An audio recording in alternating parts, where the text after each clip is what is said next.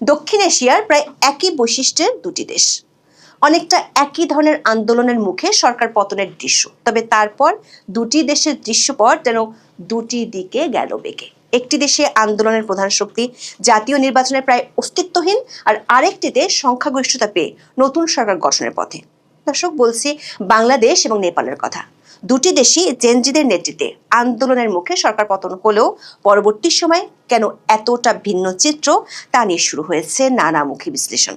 বিশ্লেষকরা বলছেন, বাংলাদেশে আওয়ামী লীগ সরকার পতনের পর রাতারাতি কিংস পার্টি গড়ে অন্তর্বর্তী সরকারের অংশ হয়ে যাওয়ার খেসারত দিচ্ছে জেনজিদের নেতারা। দুর্নীতি, মব সন্ত্রাস আর ক্ষমতার অপব্যবহারের বিস্তর অভিযোগে মাত্র 18 মাসেই তারা নায়ক থেকে পরিণত হয়েছেন ভিলেনে। নেপালে যখন জেনজিদের সমর্থিত দল স্বাভাবিক নির্বাচনের মাধ্যমে ক্ষমতার দুয়ারে, বাংলাদেশে তখন শুরু হয়েছে আন্দোলনের নেতাদের বিরুদ্ধে দুর্নীতির অনুসন্ধান। তাদের লালন পালন করা অন্তর্বর্তী সরকার উপদেষ্টাদের ফাইলও তলব করছে দুর্নীতি দমন কমিশন। বাংলাদেশের জেনজি নেতৃত্বের করুণ এই পরিণতির দায় কেবল তাদের নয়, বরং অন্তর্বর্তী সরকারের ক্ষমতা দীর্ঘায়িত করার খেসারতও তাদের দিতে হচ্ছে।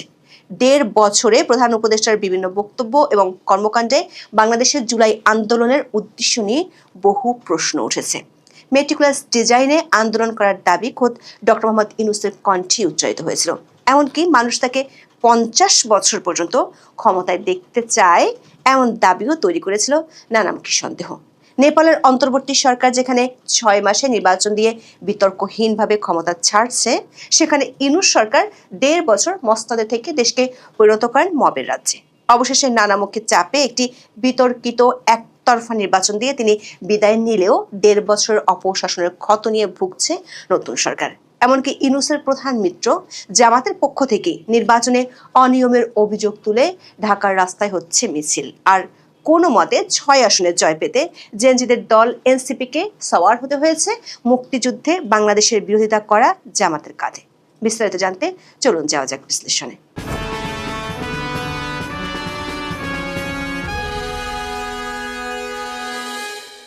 সরকারি চাকরিতে কোটা বিরোধিতার নামে 2024 সালের জুলাইয়ে বাংলাদেশে শুরু হয় শেখ হাসিনা সরকারের বিরুদ্ধে আন্দোলন। এরপর 5ই আগস্ট ক্ষমতাচ্যুত হন শেখ হাসিনা।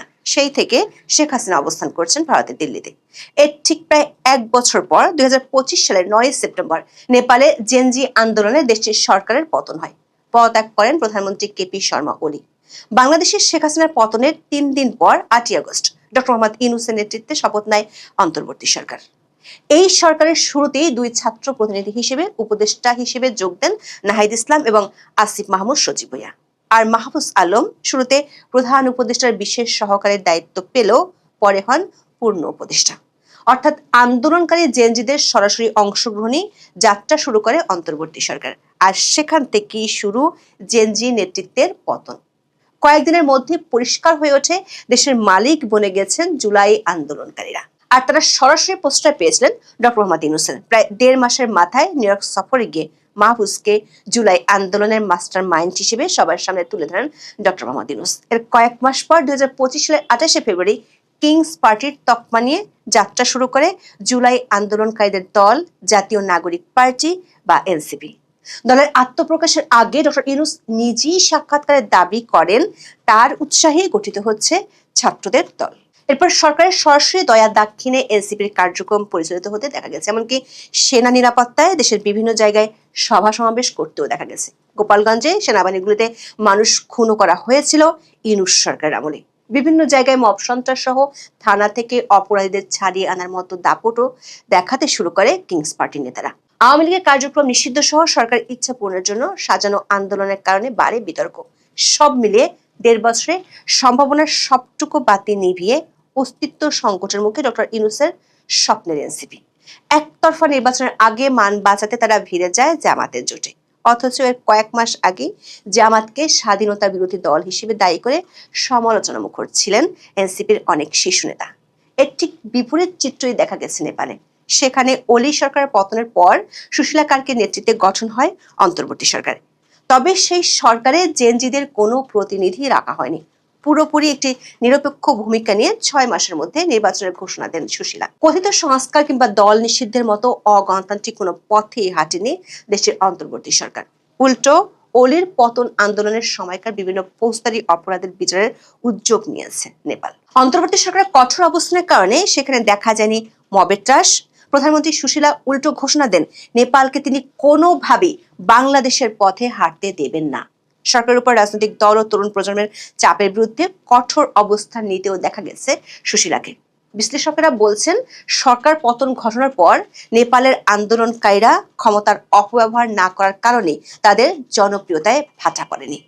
বাংলাদেশ এবং নেপাল দুদেশই গণ অভ্যুত্থানের ধরনে অনেক মিল ছিল, প্রত্যাশাও ছিল কাছাকাছি। তবে নেপালের জেনজিরা তাদের কর্মকাণ্ড নিয়ন্ত্রণে রাখায় নির্বাচনের শেষ পর্যন্ত সাফল্য পেয়েছে, আর বাংলাদেশে কিংস পার্টির তকমা নিয়ে ভরাডুবি হয়েছে এনসিপির।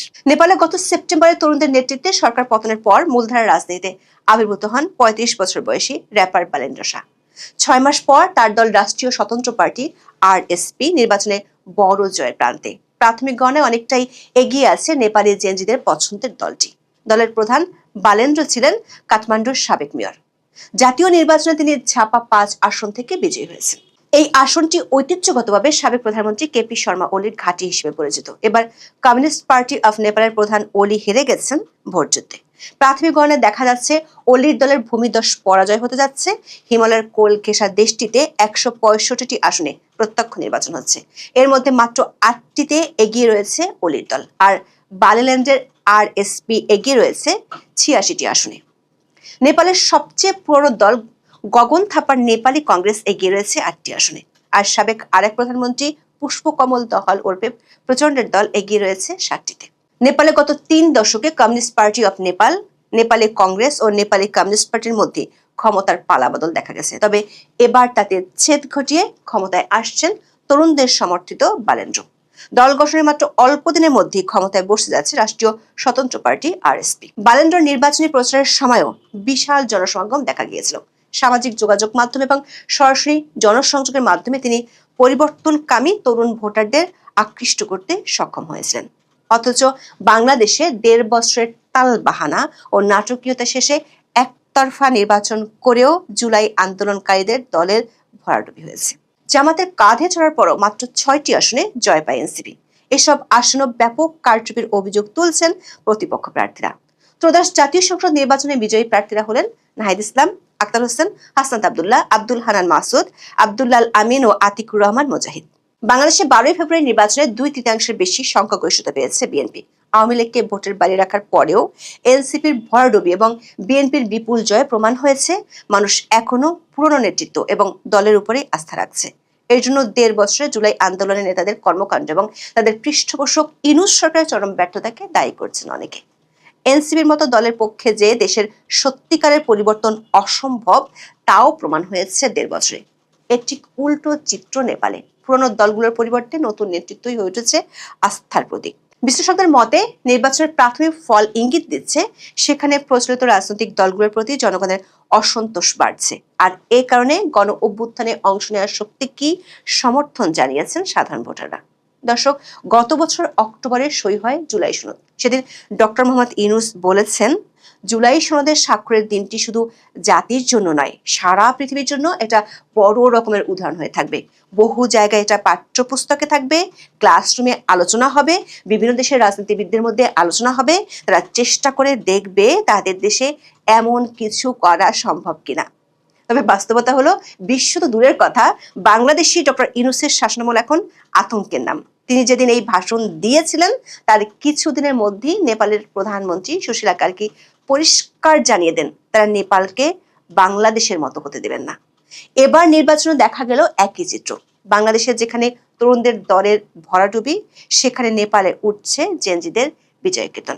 নেপালের নির্বাচন দেখিয়ে দিল গণ অসন্তোষ থাকাই যথেষ্ট নয়, তাকে সংগঠন, কার্যকর কৌশল এবং বিশ্বাসযোগ্য নেতৃত্বের মাধ্যমে ভোটের রাজনীতিতে রূপ দিতে পারলেই কেবল প্রকৃত পরিবর্তন সম্ভব। কোনো দলকে রাজনীতি থেকে দূরে রেখে নয়, বরং জনগণের আস্থা অর্জনের দিকে যে বেশি নজর দিতে হয় সেটি দেখা গেল নেপালের নির্বাচনে। দক্ষিণ এশিয়ার অন্যান্য দেশের মতো বাংলাদেশের জন্য এটি সম্ভবত সবচেয়ে বড় বার্তা। এখন এ পর্যন্ত। সবাই ভালো থাকুন, সুস্থ থাকুন, নিরাপদে থাকুন। দেখা হবে আগামী পর্বে।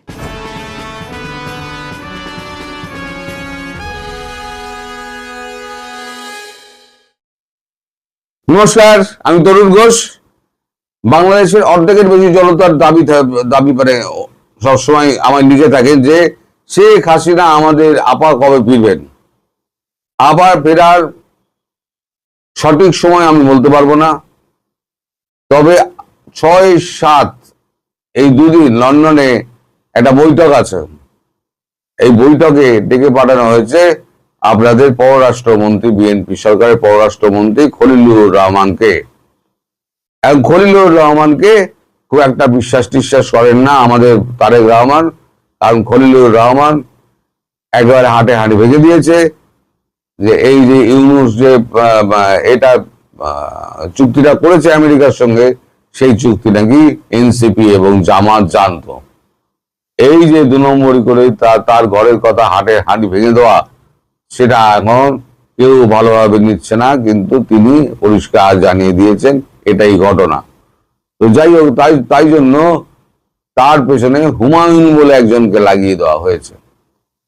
এই যে হুমায়ুন, এই হুমায়ুন তো হচ্ছে তার সঙ্গে লেজুর হয়ে যাচ্ছেন। এখন এই যে সাইড লাইট বৈঠক যেটা হবে বলে ডেকে পাঠিয়েছে জয়শঙ্কর, যে আপনাদের দেশে এখন বলে পাঠানো হচ্ছে জয়শঙ্করজির সঙ্গে দেখা করতে যাচ্ছেন। আর জয়শঙ্করজি না ডাকলে জয়শঙ্করজির সঙ্গে দেখা হয় না।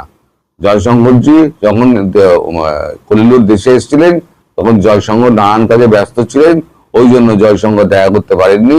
এবারে তাই লন্ডনে বৈঠক যখন হচ্ছে তখন জয়শঙ্করজি বলেছেন আপনি আসুন, এসে আপনার সঙ্গে আমি 10 মিনিট কথা বলবো, সাইড লাইনে কথা বলে আপনার সঙ্গে কিছু বিষয় নিয়ে ব্যক্তিগত আলাপের প্রয়োজন রয়েছে। তা এই যে হুমায়ুন সঙ্গে যাচ্ছে, এই হুমায়ুন তিনি সেই বৈঠকে থাকবেন কিনা সে ব্যাপারে কিন্তু খুব অনিশ্চয়তা আছে। জয়শঙ্করজি হয়তো অ্যালাউ নাও করতে পারে। জয়শঙ্করজি বলতে পারেন যে আমি ডেকেছি ডক্টর খলিলুর রহমানকে, এখানে তৃতীয় কোনো ব্যক্তি থাকবে না, তার অনুমতি ছাড়া তৃতীয় কোনো ব্যক্তি সেখানে উপস্থিত হতে পারে না। এবার 6-7 তারিখের এই যে সম্ভবত 7 তারিখেই এই যে বৈঠকটা হবে, সেই বৈঠকের প্রধান এজেন্ডা কি? প্রধান এজেন্ডা হচ্ছে এই যে আইসিটিতে যে মামলা হয়েছিল, দুখানা না, পরপর অনেকগুলো মামলা হয়েছে, তার মধ্যে প্রধান দুটো হচ্ছে, এক হচ্ছে শেখ হাসিনার মৃত্যুদণ্ড এবং 2 তার দলকে আজীবনের জন্য ব্যান করে দেওয়া। আর এই যে দুটো আছে, এই দুটো হচ্ছে 10টা শর্তের মধ্যে প্রধান দুটো শর্ত, এটা আমি আগেও বলেছিলাম। 3 নম্বর শর্ত নিয়ে গিয়ে আলোচনা করেছিলেন, তাতে কিন্তু ভারত সন্তুষ্ট হয়নি। ভারত বলে দিয়েছিল প্রথম দুটো শর্ত নিয়ে কথা না বললে তৃতীয় চতুর্থ পঞ্চম সেই কোনো শর্ত নিয়েই আমরা আলোচনা সন্তুষ্ট হব না। ফলে প্রথম দুটো আলোচনা নিয়ে ব্যাপারে আলোচনা করে সরকারের সিদ্ধান্ত নিয়ে আমাদের জানাতে আসবেন। সেইটা সিদ্ধান্ত হয়েছে কিনা সেটাই এখন খলিলুর রহমানকে গিয়ে বলতে হবে। সরি, তবে যেটুকু খবর পেয়েছি, সরকারের আভ্যন্তরীণ যে বৈঠক যেগুলো হয়েছে সেখানে নীতিগতভাবে শেখ হাসিনার বিরুদ্ধে সমস্ত মামলা প্রত্যাহার করে নেওয়ার সিদ্ধান্ত নেওয়া হয়েছে এবং তার সিদ্ধান্তের ওপরেই ওই যে নতুন যিনি এখন আমরা আইসিটি নতুন মামলা যিনি করছেন, নামটা ভুলে কিনা আমার লেখা রয়েছে, এখন বার করতে হবে। তিনি এখন বলেছেন যে মামলায় অনেক অসঙ্গতি রয়েছে, আমরা এই মামলা স্থগিতাদেশের জন্য আমরা সুপ্রিম কোর্টে যাচ্ছি। সুপ্রিম কোর্টে স্থগিতাদেশ তো পেয়ে যাবে, স্থগিতাদেশ পেয়ে গেলে তাড়াতাড়ি এই মামলা গুটিয়ে ফুটিয়ে নিয়ে এবার শেখ হাসিনার দেশে ফেরার দিন ঠিক করে সরকার আমাদের জয়শঙ্করকে জানাতে হবে। আর তৃতীয় একটি বিষয়ে হেল্প চাওয়া হয়েছে ভারতবর্ষে। তার আগে বলে নি, তৃতীয় বিষয় হেল্প চাওয়ার থেকে তার আগে বলে নি, পল কাপুর আপনাদের দেশে আছেন। এই পল কাপুর তো অনেক কথাবার্তা বলেছেন, অনেক মিটিং করেছেন, জামাতের সঙ্গে মিটিং করেছেন, বিএনপির সঙ্গে মিটিং করেছেন, অনেক নেতাবেতার সঙ্গে মিটিং করেছেন। যখন এনসিপির কথা আসে তখন উনি পরিষ্কার বলে দেন যে এনসিপির সঙ্গে কোনো বৈঠক আমি করব না। কেন করবেন না? তিনি করবেন না এই কারণে তার কাছে এনসিপি হচ্ছে একটা সন্ত্রাসবাদী সংগঠন। অর্থাৎ এনসিপি যদি সন্ত্রাসবাদী সংগঠন হয়, এনসিপি নেতাকে, এনসিপি পৃষ্ঠপোষককে ইউনূস, তাহলে ইউনূসও বকলমে একজন সন্ত্রাসবাদী, সেটা ইউএস পরিষ্কার বলে দিল। অর্থাৎ ডক্টর ইউনূস, আপনি 1 বছরের জন্য আপনি ভিআইপি দিয়ে রাখুন, আর মানে ওই এসএফ মোড়ে আপনি যাতায়াত করুন, 1 বছর তো আপনার কাটবেই। 1 বছর আগে কি হয় দেখুন, আর 1 বছর বাদে আপনার যখন কোনো এসএফ থাকবে না, তখন আপনার কি দশা হবে সেটা ভাবুন। প্রতিদিন একটা করে চলে যাচ্ছে, কেউ জানতে পারছে না, একটা করে দিন পার হয়ে যাচ্ছে, আর 1 বছর বাদে কি অবস্থা হবে সেটা আপনারা দেখবেন। এবার যেটা চতুর্থ যেটা আমি বলতে চাইছিলাম, সেটা হচ্ছে ভারতবর্ষের কাছে একটা হেল্প চাওয়া হয়েছে। হেল্প কি? এই যে সংকট যেটা স্থির হয়েছে, মানে সামনে এসছে, যে একেবারে কানপট্টিতে রিভলভার রেখে একেবারে ট্রাম্প যে চুক্তিটা করেছেন, সেই চুক্তি থেকে কি করে বেরিয়ে আসা যায়। যদিও এক্সিট ক্লজ রয়েছে, সরি, এক্সিট ক্লজ অনুযায়ী আপনারা যদি এখন বলেন যে আমরা এক্সিট ক্লজ অনুযায়ী আমরা বের হব, ট্রাম্পের মতো যে মানুষ, যিনি স্বপ্নে যুদ্ধ দেখে তিনি হঠাৎ করে লাফিয়ে তিনি ইরান দখল করতে যান, এখন পেঁচে পড়ে গেছেন, এখন রোজ মানে বয়ান বদলাচ্ছেন। তো যাই হোক, একটা নেভার এন্ডিং যুদ্ধে জড়িয়ে পড়েছেন। আমি রাত্রিবেলা বলবো কিরকম তার অবস্থা, এখন লেজে গোবরে করা অবস্থা। তো যাই হোক, এখন সেইখানে যদি আপনারা বলেন যে আমি ওই ক্লজ অনুযায়ী আমি বেরিয়ে যাব, এক্সিট ক্লজ অনুযায়ী, তাহলে ওই ট্রাম্প বাবু কিন্তু আপনার ঘাড়ে এসে বসবে, এবং ওই বলা তো যায় না, ওই মাদুরোর মতো হয়তো তারেক রহমানকে হয়তো ঘাড়ে টিপে হয়তো তুলে নিয়েও যেতে পারে। কোনো বিশ্বাস নেই, কারণ উনি পারেন না এমন কোনো কাজ কিন্তু নেই, এটা উনি পৃথিবীকে দেখিয়ে দিয়েছেন। ফলে খুব যদি বাড়াবাড়ি করতে না করে, এখন যদি ভারতবর্ষের কাছে, আমি বরাবরই বলেছি যে এইখান থেকে একমাত্র বাঁচাতে পারে ভারতবর্ষ, এবং একমাত্র ভারতবর্ষ। কারণ ভারতবর্ষ এখনো পর্যন্ত কারোর বিরুদ্ধে, কারোর পক্ষে কোনো রায় দেয়নি। ভারতবর্ষ বরাবরই বলেছে যে আমরা শান্তির পক্ষে, আমরা আলোচনার পক্ষে। সেটা ইউএস কেও বলেছে, সেটা ইসরায়েলকে বলেছে, সেটা রাশিয়াকে বলেছে, সেটা ইরানকে বলেছে, সেটা সবাইকে বলে বেড়ায় যে আমরা শান্তির দেশ, বুদ্ধের দেশ, আমরা আলোচনায় বিশ্বাসী, আমরা শান্তির পক্ষে। তো যথারীতি আমাদের ওপরেতে কারোর আক্রমণটা সরাসরি এসে পড়বে না। যদিও আক্রমণ মানে আজ দোরগোড়ায় আমরা পাচ্ছি, কিন্তু সেখান থেকে বেরিয়ে আসা যায় কি করে সেটাও ভারতবর্ষ চিন্তা ভাবনা করছে। কিন্তু আপনাদের কি হবে? সুতরাং ভারতবর্ষের সঙ্গে ভালো যোগাযোগ রাখুন, রাখলে পরে যদি এই সমস্যা থেকে মুক্তি পেতে পারেন। আর শেখ হাসিনাকে দেশে ফেরার সর্বাত্মক ব্যবস্থা আপনারা করে দিন। ডেট বলে দিতে হবে যে এই ডেটের মধ্যে শেখ হাসিনাকে আমরা দেশে ফেরানোর ব্যবস্থা করছি, তার প্রতিটি সুরক্ষার ব্যবস্থা করে। যদিও ভারত সুরক্ষা দেবে, ভারতের সুরক্ষা ওদের ওপরে বিশ্বাস করবে না, ভারত নিজস্ব সুরক্ষা দেবে। তো যাই হোক, এটা আপনাকে নিশ্চিত করতে হবে। নিশ্চিত করলে পরে এই দ্বিতীয় যেটা আছে, এই ইউএস এর ব্যাপারটা থেকে আপনাদের হয়তো উদ্ধার করলেও ভারত উদ্ধার করতে পারে। সবাই ভালো থাকবেন, সুস্থ থাকবেন এবং সাবধানে থাকবেন। নমস্কার।